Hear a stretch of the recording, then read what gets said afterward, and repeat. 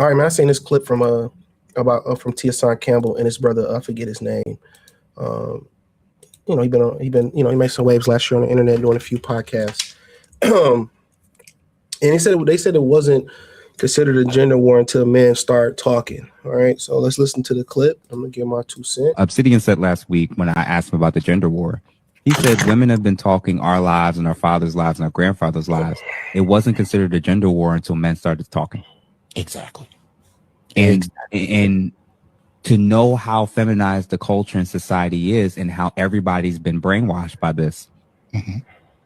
Ladies don't view men talking inherently as the problem. They view men talking in a way that doesn't agree with women. Mm-hmm. Doesn't talk only favorably and only highlight women's positive behaviors. Exactly. They're fine with that. That's why the panders are taking all their money. Mm-hmm. That's why the black men and the men. That's why all the men that's on these microphones that are just telling women, "Girl, he don't deserve you," and if he won't do it, another man will. And you're reinforcing an ideology that there's nothing for her to change. The problem is the man. This is why so many of them think whenever a relationship ends, he's the narcissist. Yes. It's because they've been conditioned to. This is why so many of them don't apologize. Guys, if y'all see what we're talking about, it's rampant. The lack of accountability, the lack of apologies, everybody in my past is a narcissist. I felt threatened just because he disagreed with you. Men, they'll in the same sentence tell you about what a real man is and what men should do and what men's responsibilities are, and then also tell you stay out of women's business and don't talk about women. Mm-hmm. In their mind, it's not a double standard. The standard is we have one standard for women and we have a totally different standard for men, and it is a cohesive. It falls within the feminist gynocentric model. When you guys understand that, it's not just about a lot of them are willfully just doing this. They have been trained since young girls to think and see the world through this lens. And how do we know that the culture has been feminized? Because when you go to other countries that are not westernized and have not been overly feminized, it is the exact opposite. Yes. It's the exact opposite. And it's like they'll simultaneously tell you why they'll reject a man. He's not tall enough. Like you said, he doesn't make 6 figures or more. He doesn't have a beard. He's not funny. He doesn't have this. He doesn't have that. And they'll have all these reasons for why they can disqualify you.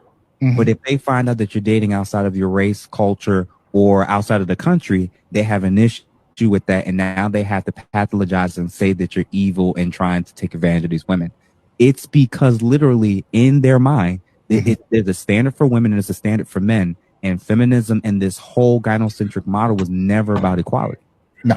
It was always about female power and influence and the ability to shape culture to be at the benefit of and the advantage of women.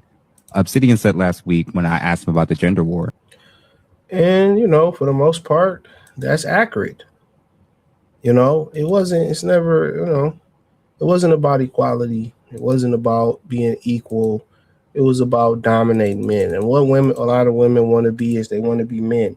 And when men start, speaking back and all that, I think really the next step, let me say this first and foremost, is, you starting to see dudes kind of let women know like, oh, I ain't tolerating that no more. Or they starting to speak up with the issues that they are having with you. And it's, and it's like, all right, bet.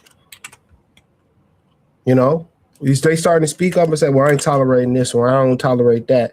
And now you're seeing women, oh, it's sassy, it's this, that, and the third. And it's this, that, and the third. But, it is, you got to. You have to speak up for yourself. If you don't tell them, and most guys do tell the woman that they with that, hey, man, I ain't really feeling this or I don't tolerate this. And, women still do it and they test you. And when you don't, you don't check it, when you don't check it and they do it and you let them slide, then they know what they can get away with. And on the other hand, women do that and say, well, I'm not tolerating this or I'm not putting up with that or I'm not putting up with this. And they tell you, I don't put up with cheaters and I don't put up with with this, and I'm put up with abusers and all that type of stuff. But guess what?